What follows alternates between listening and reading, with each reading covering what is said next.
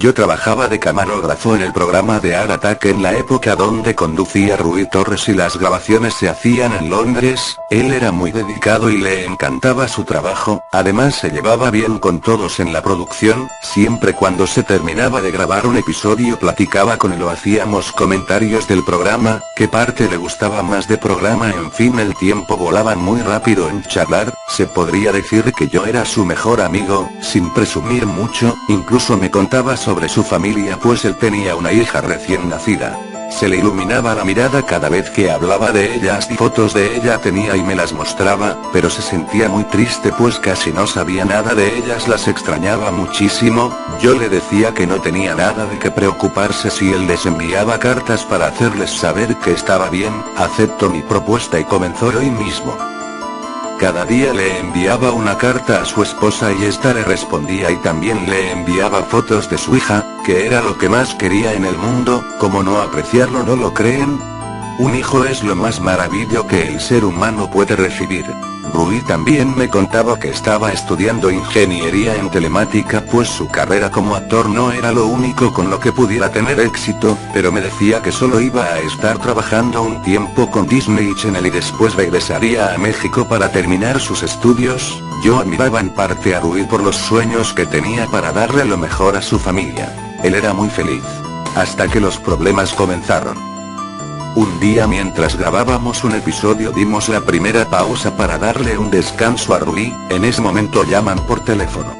Era su esposa y por el tono en el que Rui le contestaba no era muy bueno. Cuando finalizó la llamada le pregunté qué era lo que pasaba y él me contestó con un tono molesto que no tenía nada. La pausa terminó y volvimos con el programa. Cuando terminamos de grabar Rui se fue a su camerino enfurecido, lo seguí para preguntarle qué era lo que tenía nuevamente, y me contó que había tenido una pelea con su esposa. Ella le decía que hasta cuándo iba a dejar de grabar ese estúpido programa y él le respondió que tomaría un poco de tiempo, porque lo habían contratado para que grabara una segunda temporada. Su esposa nuevamente contestó enfurecida que nunca tenía tiempo para hablarle, que lo único que le importa es su programa y no tiene el tiempo suficiente como para hablar con ella. Él contestó que le manda cartas para saber cómo estaban, pero en ese momento ya había colgado. Rui estaba un poco triste y molesto al mismo tiempo que solo lo que podía hacer era irme y dejarlo solo. Desde ese momento empezó a tener más y más problemas con Elena, su esposa, que hicieron cambiar el humor de Rui. Ya no era el simpático y energético de antes. Ahora solo terminaba de grabar y se encerraba en su camerino. Pero ese solo era uno de los tantos problemas que tuvo.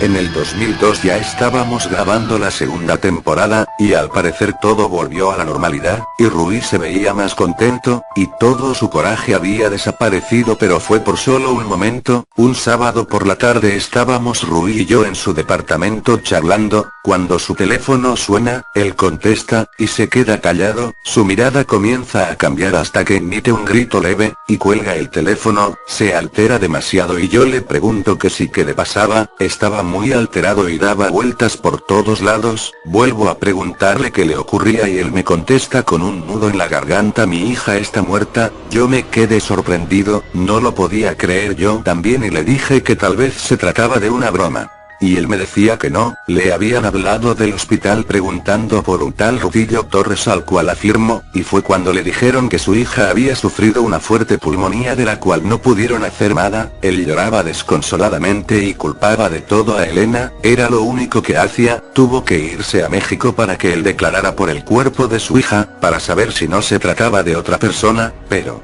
lamentablemente era cierto, su hija estaba muerta. Pasaron 2 semanas y Rui regresó de nuevo a Inglaterra, a los estudios de Disney Channel. Me alegraba que estuviera de nuevo aquí, pero su mirada era otra. Me contó que después del funeral de su hija su esposa le pidió el divorcio, pues ella ya tenía una nueva vida con otro hombre. Rui estaba destrozado, pero después de algunos instantes su cara cambió, como si nunca hubiera pasado nada. Bueno, hay que comenzar de nuevo, me contestó. Yo le dije que hacía bien que actuara de esa manera, pero en el fondo su mirada no me daba buena espina, solamente le seguí la corriente. Desde ahí fue donde cambió completamente. Después de que se terminara de grabar un capítulo, Rui se iba a su camerino entusiasmado, como si tuviera algún plan o tramara algo. Lo seguí para saber qué es lo que hacía, pero siempre se encerraba. Solo lo que podía hacer era pegar mi oído a su puerta y escuchar. Oía que hablaba con alguien, murmuraba e incluso se reía de una forma macabra. Sentía un escalofrío que recorría mi espalda cuando lo oía, y así estuvo por meses mientras se grababa la segunda temporada. Todos en el estudio notaban su cambio. De hecho, llegó a agredir a los productores y a otros trabajadores, los amenazaba y les gritaba. Cuando la segunda temporada estaba por llegar a su fin, decidieron que Rui ya no podía trabajar más, por su conducta, que ya no tenía remedio. Ese mismo día lo llamaron y le dieron su carta de renuncia. Rui estaba tan molesto que se lanzó contra el productor, lo estaba ahorcando. Llamaron rápidamente a los guardias y lograron sacar a Rui. Él gritaba: acaban de perder lo único bueno de su canal, imbéciles.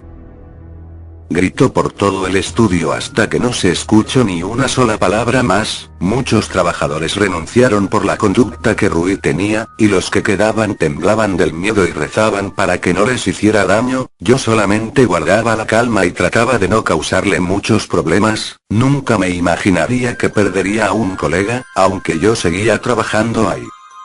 Pasaron 4 meses de la renuncia de Rui que empecé a investigar en dónde se encontraba. Patty, una amiga del estudio, me contó que Rui se había trasladado a México, pues tenía que terminar su carrera de ingeniero en telemática, y quizás volvería a rehacer su vida. Me pareció algo extraño, ya que una persona con la mentalidad de Rui no tuviera la capacidad como para seguir estudiando, mucho menos para tener una familia, pero decidí dejar a Rui que hiciera su vida como se le dé su gana. Yo aún tengo la mía y él la suya, esa como sea.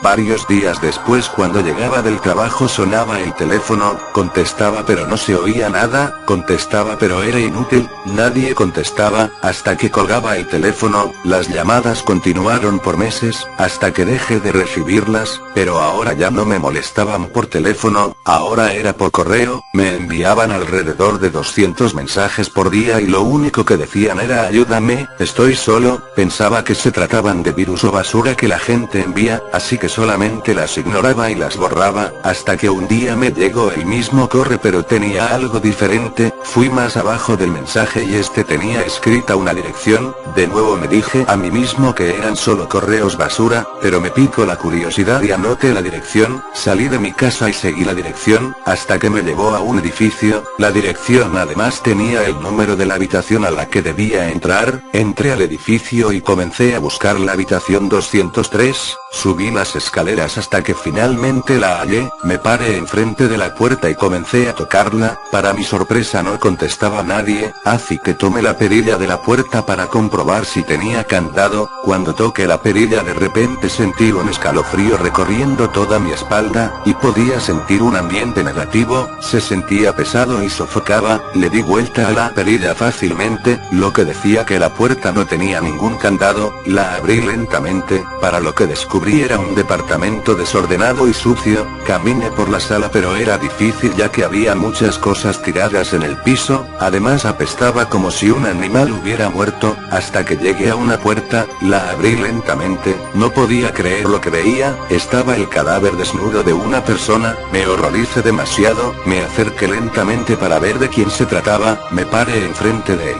Era Rui, además tenía una nota pegada en su pecho. Decíase que cometí errores, nunca debí comportarme de esa manera, ahora estoy tan arrepentido que mi salvación es acabar conmigo, ya no tengo otra salida. Miré su rostro por última vez, lloré desconsoladamente. Estaba a punto de retirarme de la habitación cuando volví a oler ese olor, pero era aún más penetrante y provenía del baño. Abrí la puerta y encontré los cadáveres desnudos de 2 jovencitas envueltas en una tina de sangre, estaban desmembradas. Salí pálido de la habitación cuando volví a toparme con más cuerpos, incluso me sentía sofocado, como si algo me impidiera salir de ahí. Traté de correr pero era difícil. Cuando llegué llegué a la salida, salí corriendo, para mi buena suerte no había nadie en el edificio, bajé las escaleras rápidamente pero aún tenía en mi mente esos cuerpos, incluso empecé a escuchar risas que me alteraban más hasta que, desperté, estaba en el hospital, el doctor estaba en mi habitación y le pregunté qué era lo que había pasado, a lo que respondió que un inquilino de un departamento lo trajo porque lo halló en las escaleras desangrándose, y que debía estar en la sala de cuidados intensivos para monitorear mi avance. Me quedé aliviado, el doctor me dejó para que descansara y cerró la puerta. En ese momento apareció una silueta de lo que podía ser Rui y me preguntó cómo me sentía, y yo le contesté que estaba bien, a lo cual le pregunté cómo estaba también, y él respondió que más o menos, que aún no se acostumbraba. ¿Te acostumbrarás?, le respondí. No pasó más de un mes y me dieron de alta. Desde aquí en adelante, ya nunca más estuve solo.